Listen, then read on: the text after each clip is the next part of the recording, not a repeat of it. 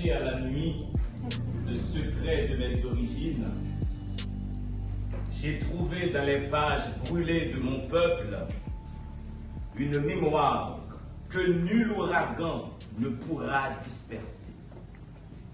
Ces vers sont du poète et écrivain haïtien René de Pestre, l'un des grands noms de la littérature francophone du XXe siècle. Notre mission au RFN résonne éloquemment dans les palpitations de ces vers tirés de Minerai Noir, le titre de l'ouvrage, via la préservation, la numérisation, la normalisation, la découvrabilité, l'apport des IA au sommet de la pyramide. Le RFN veut perpétuer dans l'éternité une mémoire francophone que nul ouragan ne pourra disperser. René de Pestre, l'un des jeunes visages des siècles glorieuses, ces journées de soulèvement populaire en Haïti contre les tentatives du président d'alors et l'UNESCO d'instituer une dictature en Haïti, nous sommes en 1946, cette année 2025, René de Pestre, il a 99 ans. Mais il avait à peine 16 ans sur la petite île d'Haïti quand il offrait déjà à la langue française des vers qui la magnifient, des vers qui remplissent de beauté toute bouche francophone qui s'en approche, des vers qui sont d'une tendresse lucide, d'une fulgurance précoce, des vers qui illustrent la tension entre les désirs individuels et les impératifs de la lutte pour la justice, la liberté, l'engagement envers la cause collective. Attendez, 1, 2, 3, je ne viendrai pas ce soir tisser au fil de ton regard des heures d'abandon, de tendresse et d'amour. Je ne viendrai pas mirer mon fol espoir dans le cristal de tes prunelles sauvages, car quel sens donner à nos baisers, à nos caresses, à ce soir brûlant de fièvre, si notre amour restait indifférent aux appels sans écho de la souffrance humaine. Face aux grands défis de la préservation documentaire, aujourd'hui, c'est la Bibliothèque nationale d'Haïti qui incarne cette souffrance humaine. Cette bibliothèque est blessée, muette, pillée, mais encore debout dans notre mémoire francophone collective. Et nous ne voulons pas que les appels de la Bibliothèque nationale d'Haïti restent sans écho dans l'espace francophone. Ce serait une trahison de tout ce que nous avons bâti ensemble au nom de la langue, de la culture, de la solidarité. Mais revenons à De Pestre. Revenons à De Pestre, à la fois poète et défenseur. La langue française, partout où il a vécu, qu'est-ce qu'il a semé? La langue française. Dans ses veines, qu'est-ce qu'il avait? Haïti, la liberté, la révolte, la beauté. René de Pestre, prix Renaudot en 1988, c'est notre Rimbaud haïtien. Un homme haïtien qui a fait de la langue française une âme de lumière en capacité de créer une sphère commune de citoyenneté francophone. Et il n'est pas le seul, mesdames et messieurs. Depuis l'indépendance d'Haïti, en 1804, des générations d'intellectuels haïtiens ont contribué à faire rayonner la francophonie par leurs romans, leurs poèmes, leurs essais, par des œuvres puissantes, publiées, traduites, brimées dans tout l'espace francophone, et surtout par la force de leur engagement dans la langue française. Citons Daniela Ferrière, prix Médicis, immortel à l'Académie française, Yannick Laens, prix Femina, Franck Etienne, placé sur la liste du prix Nobel. Attention, quand Gabriel Garcia Marquez a eu le prix Nobel, Franck Etienne était sur la liste aussi, un écrivain haïtien. Il a dit, mais on a donné le Nobel à un folklorique.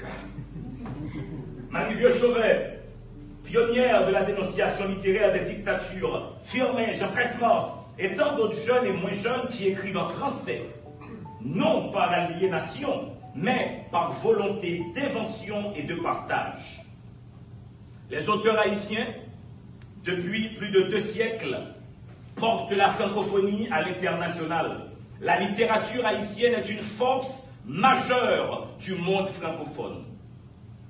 Haïti est une chance pour la francophonie, dans une Caraïbe marquée par la pluralité linguistique, anglais, espagnol, créole, néerlandais. Haïti est le seul pays où le français est à la fois langue officielle, langue culturelle et langue de production intellectuelle continue depuis 200 ans.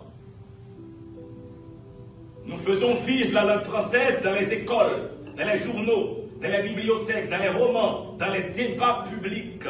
Haïti, dans la Caraïbe, est un pilier francophone, un pilier culturel, un pilier symbolique, un pilier historique.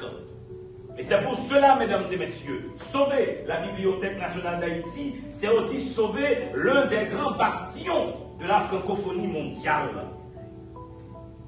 Mais aujourd'hui, la Bibliothèque nationale d'Haïti ne fonctionne plus à Port-au-Prince, la capitale d'Haïti. Nos bâtiments qui abritent l'histoire intellectuelle, politique et littéraire du pays sont aujourd'hui hors d'accès. Les lieux sont devenus un champ d'affrontement entre gangs armés et les forces de l'ordre. Nous ne savons pas dans quel état se trouvent nos fonds patrimoniaux. Nous ne savons pas ce qu'il reste de nos collections. Mais ce que nous savons, c'est que chaque manuscrit perdu, chaque journal disparu, chaque ouvrage brûlé, c'est une page arrachée à l'histoire d'Haïti et par ricochet à celle de la francophonie. Au sein du réseau, dans plusieurs institutions ici présentes, les grands axes de réflexion tournent autour de la numérisation, de la découvrabilité des contenus, de l'accessibilité des métadonnées, des préoccupations légitimes dans des environnements stabilisés. Mais pour nous, à la Bibliothèque nationale d'Haïti, le défi est plus brutal, plus immédiat. Il ne s'agit pas encore de rendre nos collections visibles, mais de les sauver d'une disparition totale. Nos rayons ne sont plus accessibles dans la capitale haïtienne. Nos locaux ont été pillés, vandalisés. Alors pour nous, préserver, c'est résister. C'est refuser l'effacement d'un peuple par la destruction de sa mémoire. C'est tenir debout face à l'oubli, malgré la violence. C'est continuer à inscrire Haïti dans le concert documentaire mondial. La BNH ne peut pas être seule dans ce combat. Nous entendons obtenir le plein soutien de toute la communauté francophone. Aujourd'hui, je m'adresse à la francophonie comme on parle à une famille d'héritage, de langue, de mémoire partagée.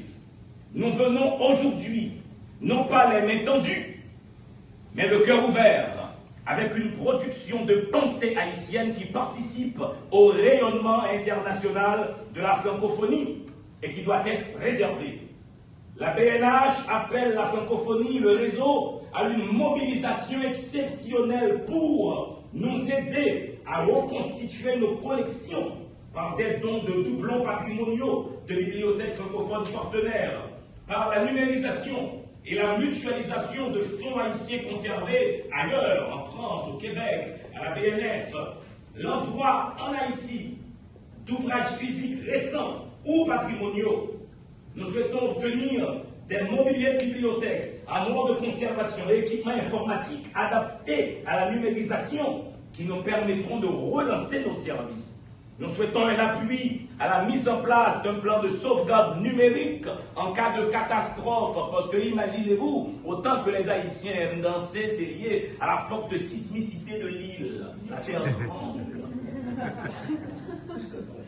Mais surtout, nous souhaitons que le réseau nous aide à inscrire la situation de la Bibliothèque nationale dans l'agenda politique des instances de la francophonie, OIF, AUF, UNESCO. Nous souhaitons que le réseau nous aide à lancer un appel officiel à la communauté francophone pour la sauvegarde du patrimoine documentaire haïtien. Nous souhaitons proposer la création d'un fonds d'urgence pour les bibliothèques francophones en crise, avec évidemment Haïti comme premier cas concret. Dans les enceintes internationales, elle a œuvré pour que le français soit reconnu comme langue officielle et de travail au sein de plusieurs grandes institutions, notamment les Nations Unies. On a fait pareil à l'OEA, créé en 1948. Haïti a été le premier pays francophone de l'hémisphère à y siéger activement, l'implication d'Haïti a été essentielle pour que le français soit reconnu comme langue officielle de l'organisation. Haïti a œuvré afin que la francophonie, le français, soit reconnu comme langue officielle de travail à l'UNESCO. Par cette constance, Haïti affirme son rôle actif dans la diplomatie culturelle francophone. Je vais exagérer. Le réseau francophone numérique a besoin d'Haïti. Notre histoire, nos luttes, nos créations, notre littérature constituent un capital symbolique immense pour la francophonie. Dans un monde où les réseaux se construisent aussi par le poids culturel et l'exemplarité des parcours, Haïti incarne à elle seule un récit de liberté, de dignité, de résistance et de transmission. Haïti n'est pas une périphérie de la francophonie. C'est une source historique, une voie littéraire, une conscience politique francophone. Et c'est pourquoi je suis ici, aujourd'hui, pour vous parler de ce que nous risquons de perdre et de ce que, ensemble, nous pouvons encore sauver. En contribuant à la reconstruction et à l'intégration numérique de la Bibliothèque nationale d'Haïti, le RFN affirmera sa vocation universelle, sa solidarité active et renforcera sa légitimité institutionnelle sur la scène internationale. Car accompagner Haïti, ce n'est pas seulement répondre à une urgence, c'est inscrire le réseau dans une dynamique de justice mémorielle, de diversité culturelle assumée et de présence dans des zones du monde où la culture résiste aux armes. En cela, Haïti peut devenir au sein du RFN un symbole fort de ce que peut et doit être la francophonie documentaire, une communauté de mémoire vivante, solidaire, sans hiérarchie d'importance entre ses membres. Mais finissons tout ça par de la poésie.